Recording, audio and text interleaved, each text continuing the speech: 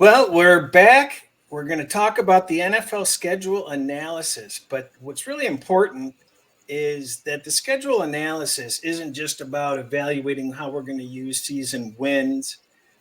It's far more complicated than that. And it's a process that takes all summer long.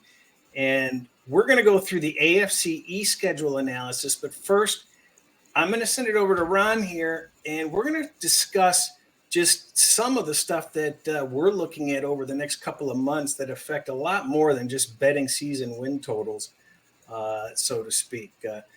Welcome back from your vacation, Ron. What say you today? Well, Chris, it's good to be back. Rested, finally got a little break from the NFL. It seems like the NFL is every second. It's so consuming. You've said it. It's easier to keep up with the NFL than catch up. But we're at a really good point right now for a nice casual conversation because on the screen, you'll see four things have happened right now. We've had the roster. I've evaluated the roster before free agency, including the coaching changes, where the units are right now. Then we had free agency, and we had a flurry of trades that were also part of free agency. I mean, big name trades this year, Russell Wilson and so on and so forth. Then we had the draft.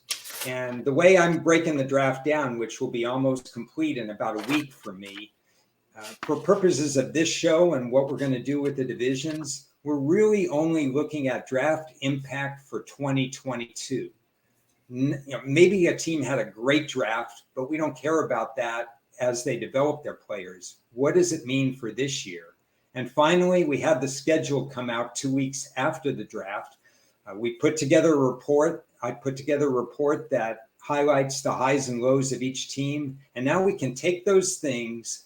Here we are. It's early June, and we have about 2 months where not too much is going to happen. Thank goodness not too much is going to happen, because we can take what we do and use June and July to get really prepared to really hit the NFL hard.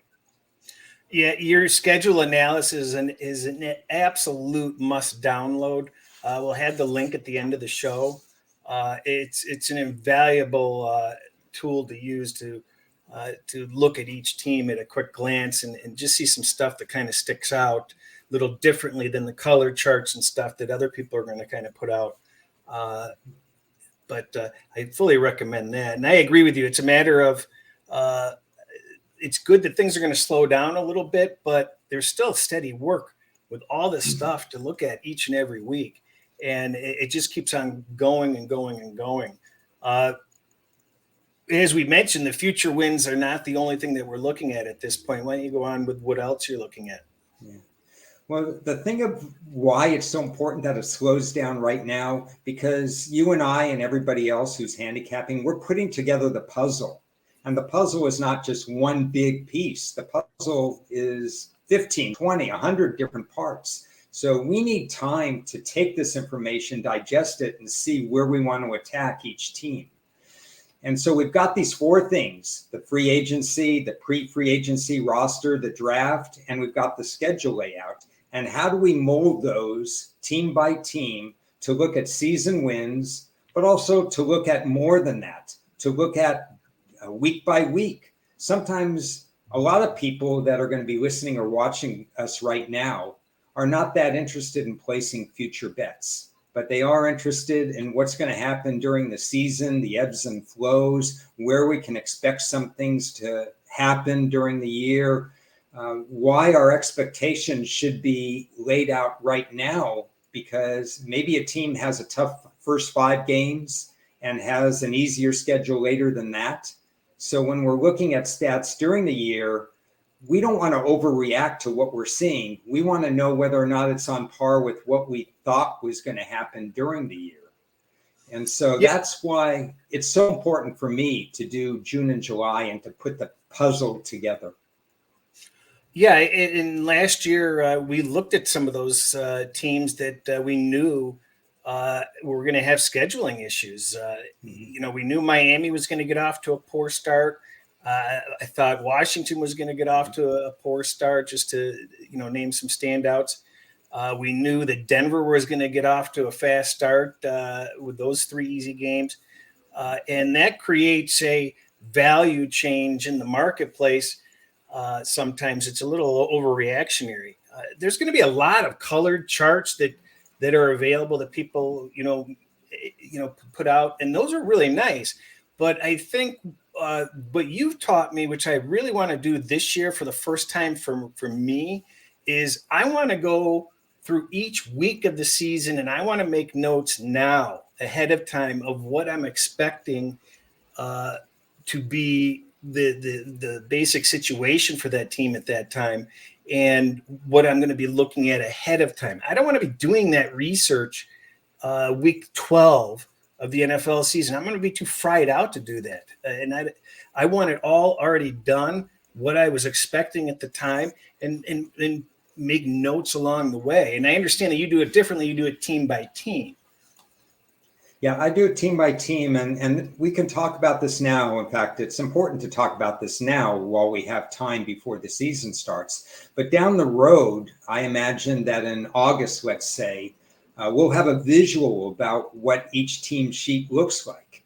And at that point, you're going to see things filled in on the left side with my schedule notes that we're going to talk about today. They're going to be populated on the team sheets.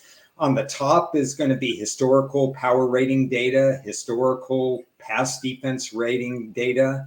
On the right side is going to be historical data, team by team, revenge information. And at the bottom are going to be questions I'm asking myself in July and August about each team.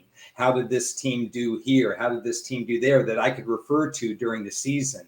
And right in the middle of the report is when I'll fill in all the key data that takes me really about 3 to 5 minutes per team to fill out during the year. It's not that overwhelming, especially if you do all of this pre-work in advance. So it all comes together as part of the puzzle.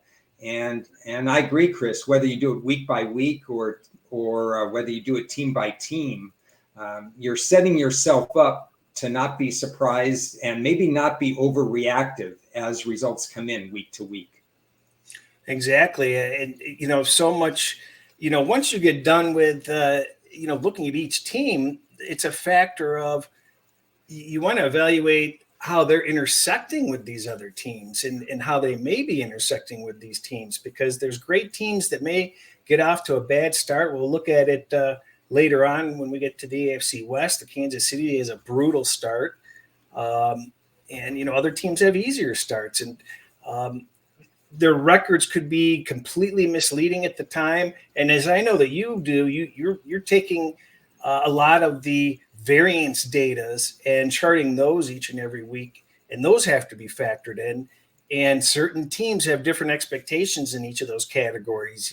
Green Bay is going to be careful with interceptions generally, and things like that. Brady's going to be careful. So I'm sure you have a half a dozen to a dozen categories that you're charting with expectations for each team as each week goes on, aren't you? Yeah, well, like your process, my process, methodical in nature, but we go through and we look at it. We know the NFL is a quartile league. So we look at it, get the data, first quarter, second quarter, third quarter, and so on. Last year, we had a unique situation that unfortunately we don't have this year. We had a bunch of new quarterbacks starting early. And we were able to look at that and say, hey, wait a second, the Jets have a new quarterback. Every show that we've done, Chris, we're building a foundation. And so people have listened or watched our old shows. They know that we've talked about quarterbacks need stout offensive lines and they need tall targets with tight ends to make them more efficient. The Jets didn't have that last year. They started a rookie quarterback. Jacksonville didn't have that last year. They started a rookie quarterback. Look at how their seasons went. These are little tips that I've learned over the years that I put into play. Carolina, you mentioned Denver with the easy schedule at the beginning. Everybody's on their bandwagon. They're both 3-0 to start. And then the tough games start coming in. The new coaches with late bye weeks. I keep drilling that into these podcasts, but it's important to know that if you don't have time to make an adjustment, you're just not going to make an adjustment for the year. It's hard being a head coach. Yeah, and we want to make our work a lot easier when the season is actually going. And we want as much stuff that we can just glance at as possible, and have as little stuff to update as we go along. Let's move ahead and let's get to this AFC East 14 minutes in. Yeah. We've laid the foundation. That's what we've done. Very important. That foundation is so important for everybody to understand. Now we're going to the nitty-gritty. So we're at the Buffalo Bills. We need to remind people that the AFC has 8 home games this year instead of the 9 they had last year. So that'll be a minor effect. What's the real standout schedule quirks that you found with Buffalo?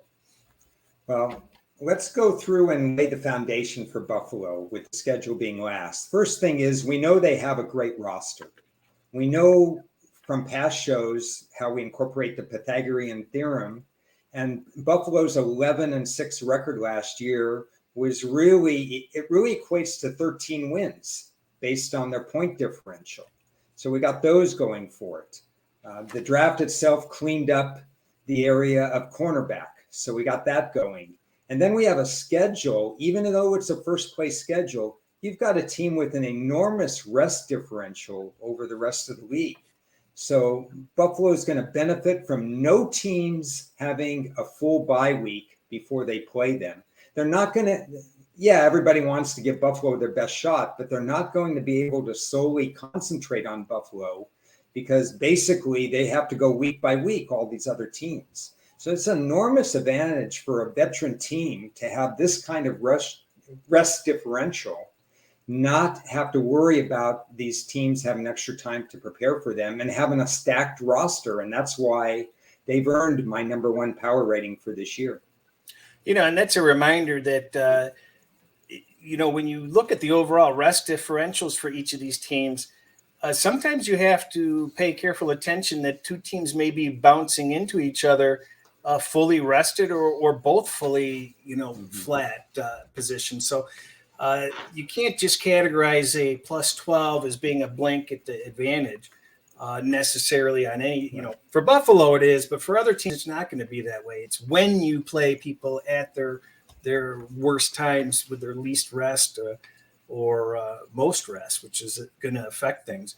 I do notice that the Bills, the most veteran quarterbacks they face in weeks 11 and through 15 near the end of the season are Tua and Goff. So they get a nice little run of weeks there. And then previous to that, they've got a run of 4 weeks versus non-playoff teams.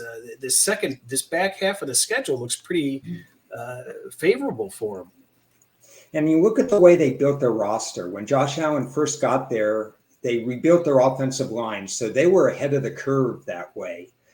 They got him weapons at running back. They got Diggs at wide receiver. They did everything to try to make Josh Allen successful, and he was. And the last 2 years, look at what they've done with their pass rush. They've added 3 edge rushers through the draft in the last 2 years, and then they bring in Von Miller. Do you think any of those quarterbacks you mentioned from week 11 to 15, with Tua and Goff being the best of the bunch, want to face Buffalo? Nope. They get challenged a little bit at the beginning of the season, which will make them feel normal. But I'm kind of surprised this win total is only 12. But open 11.5. When we went pre-show and you told me 12, it's the first 12 that I had heard. Yeah, well, it's a heavy 12 under minus 130 at circa. I'm sure 11.5 can be found. I want to stress I haven't done a fine-tooth comb search through any of these teams to really be educated enough to place, serious money on these season win totals. These are just first observations, and I don't personally feel I would rather miss something than to make a hasty bet at, too far ahead of time. And I know you pretty much feel the same way, don't you? As I go through when I do my final draft analysis, I am picking and choosing more season win totals right now, but I will put a little disclaimer on it, which is different than yours, but not that much different.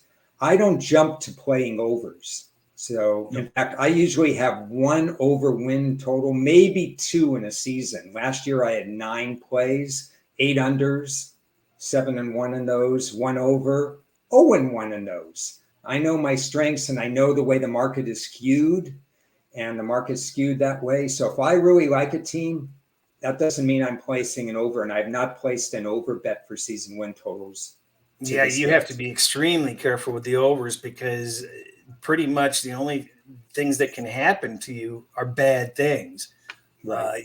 When you're betting the unders, bad things only help you. So moving on to the Dolphins, I'm pretty optimistic on these Dolphins. I feel they've given Tua a hell of a lot of tools, and everything coming out of camp has been complimentary toward him. I don't know whether it's BS or whether it's sincerity. It feels like sincerity. They've got to go through the coaching change. I don't know how that's going to work out. There's going to be some adjustment with that, but I'm more optimistic on Miami than pessimistic. How about you? What's the schedule showing? Yeah. Well, I got to tell you, Chris, that when the firing first happened of Flores, I didn't need to make a mental note. I said, I'm going under on this team. This is going to be great. This is going to be whatever. But that's why this is a process, and that's why it's a puzzle. So I have that moment in time. Then we come to free agency, and like you said, they've completely restocked their offense. Overtraded for Tyreek Hill, but we don't care about that. We're only caring about 2022. Right. They brought in San Francisco running back Mostert. They brought in another running back. They're completely revising one of the two worst run attacks in the league. They've continued to add to their offensive line, getting a really good starter from Dallas. Post free agency, the second piece of the puzzle, I'm saying, well, wait a second. And everybody loves this coach. I've got to revisit this. So then I'm teetering towards the over. The draft is a nothing because they only had 4 picks. They really mortgaged everything. So we throw out the draft. They're not going to get anything in the draft. Then we get to the schedule, and I'm back to saying, well, wait a second. There's some tricky parts to the schedule. Yeah, there are. And that's why I wasn't, that's why you wait for the full analysis. And then you say, okay, maybe we need to do something here. But the schedule, I'm looking at it. They have 3 consecutive road games. I'm trying to think when their bye was. I don't see it really quickly here. But games 1 through 4. They open against New England, Baltimore, Buffalo, who they're 0-7 against, Cincinnati. I think that's off a short week too, isn't it? Yeah. Yeah, short weeks. So they get all the disadvantages that a new coach doesn't want to feel. And I know this is an offensive-minded staff, and I think they're going to be tons better on the offense. The question is, will they lose a little bit of their edge defensively without Flores there? I have a feeling that we're going to see a lot more scoring. The defense, I think, has some issues, and I think their offense will be better. It's just so unfortunate they get all these tough games out of the gate with the new coach. That's going to be really tricky for them. So now back to a point you made there as far as how to approach the season. I'm not looking at season wins anymore with this team. If anything, down the road, if I see something, I may go under, because you posted down below in the scroll, you could see their win total has jumped up a little from 8.5 to 9, meaning they have to go 10-7 to beat an under. So I'm going to look at the under, but I'm a little bit more interested in, especially after we verbalize our analysis, maybe the totals game by game, that the odds makers will be a little slow to put up higher totals. Yet we think the offense is going to be better, and maybe the defense will be a little bit worse. Maybe we look at some, week by week totals with the right situations as saying, okay, let's play an over or two on week 3 or week whatever. Yeah, I have a few teams in mind that we'll discuss later where I think totals are the way to look due to their game plans. So we're basically in agreement here, where we thought that the Miami was going to be a bet under team, and then we got excited about them for a bit, and now we're just sort of in the let's watch and see. The numbers seems kind of right.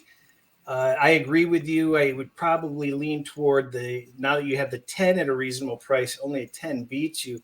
I might be looking toward the under a little bit, but I think I'm just going to stay Switzerland on them for now, but optimistic. Yeah, I mean, it's a great discussion, and this is what networking is all about.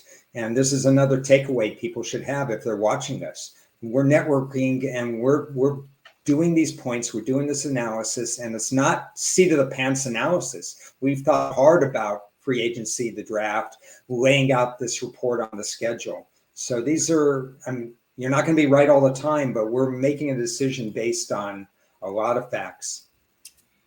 One of my favorite teams last year, I think I started off 10-1 betting on or against them, were the New England Patriots. This year, boy, I don't know. They've got the -10 rest disadvantage. They've got some scheduling quirks. They finished tough with Cincinnati, Miami, and Buffalo. They've got a lot of primetime games. They just announced that Matt Patricia is going to run that offense, and he was an utter disaster for the Lions. I can't begin to tell you. This guy, I don't know what, he did well before he came to Detroit. I feel like he's poisoned forever. I really do. He was so bad in Detroit. He was inept. His attitude was horrible. He commanded no player respect. You've got a young quarterback, that's going to, be in that sophomore jinx type of situation. Yeah. And he kind of seemed to fade a little bit at the end of last season, didn't he? What's your perspective on Jones and the Patricia influence and the schedule? Okay. In that order, Jones, I think, went through fatigue.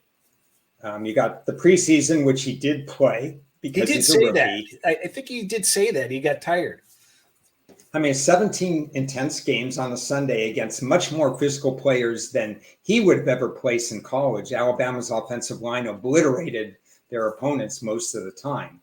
So you're talking about a very physical 17 games plus a couple of games in the preseason, plus a playoff game. That's a season and a half.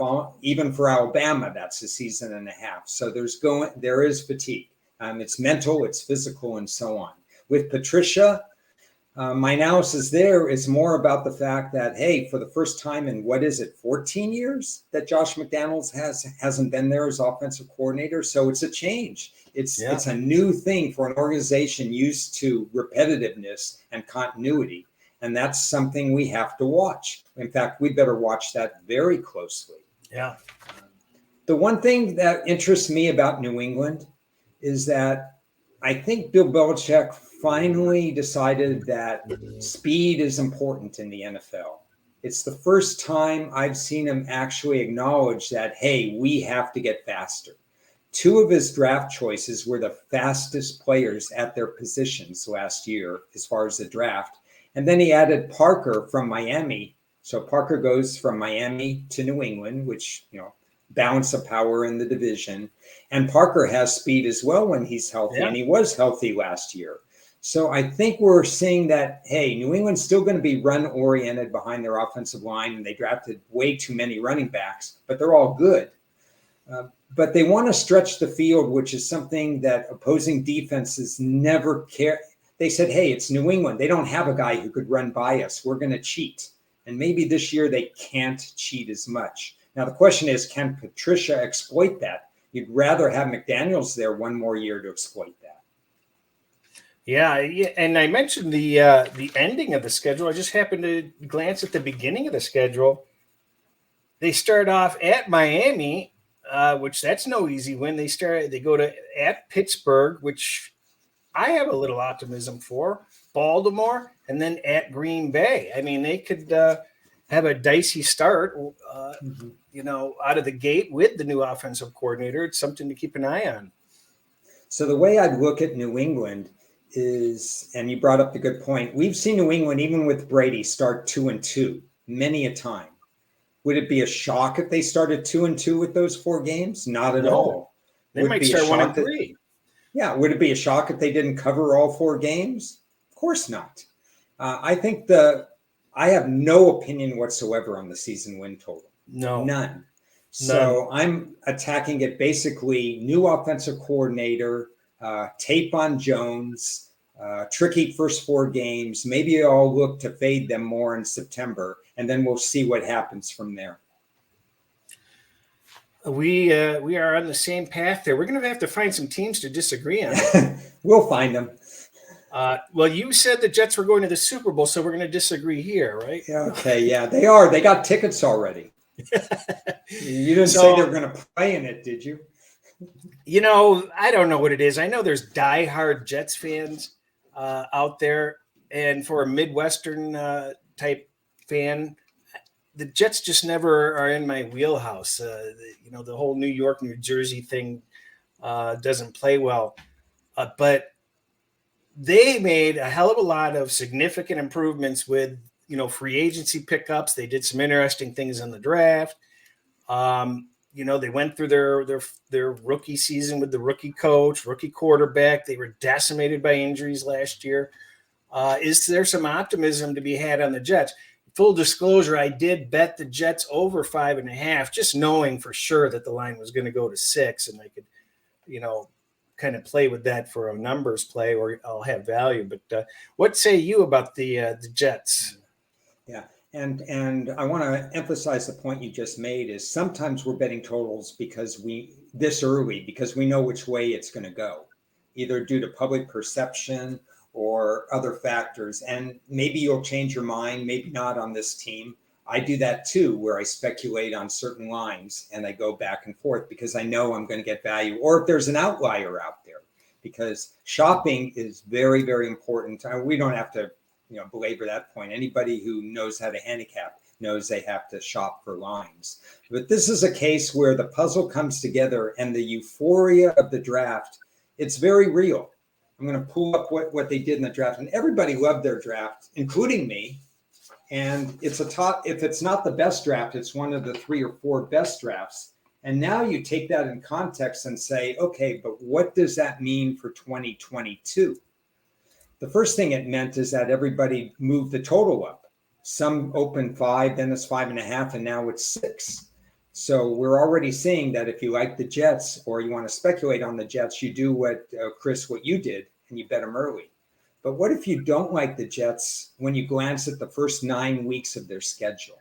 Because it's the worst in football. And it's still a second-year quarterback who had more downs than ups last year.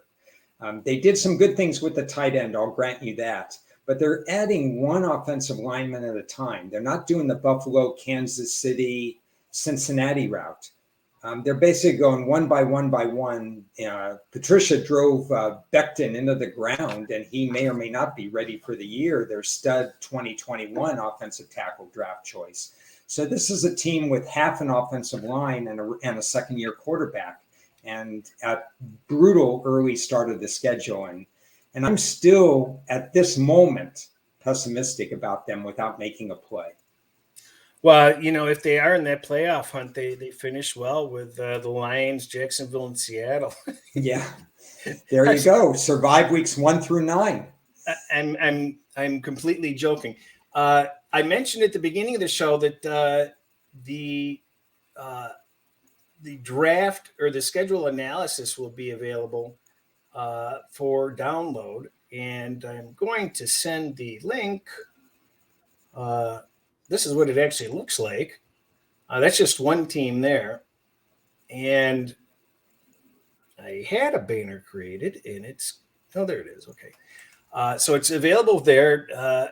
But there's a very comprehensive first look at just the schedule and how it plays out for each and every team. And it's separated by conference.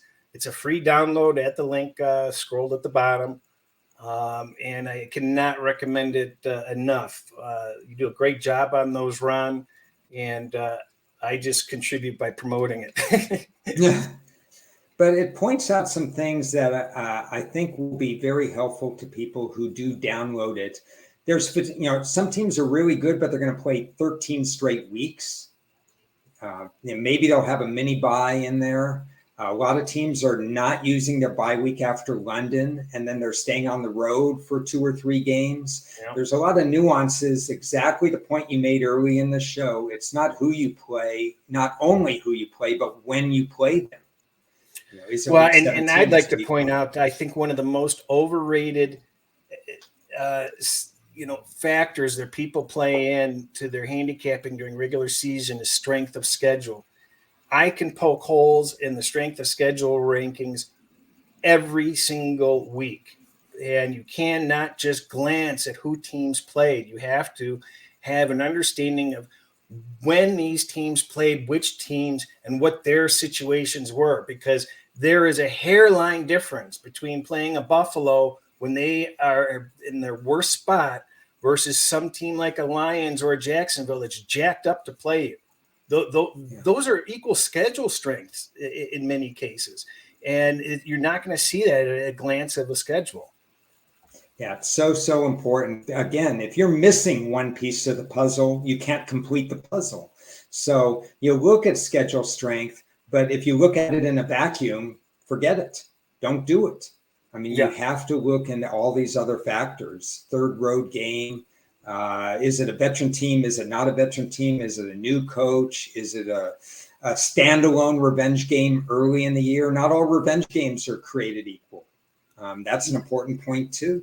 Yeah, as you pointed out, if a rivalry or something that really is out in the forefront at the end of last season, if they meet early in the season, then it's really important. But at the end of the season, they don't give a crap about that anymore.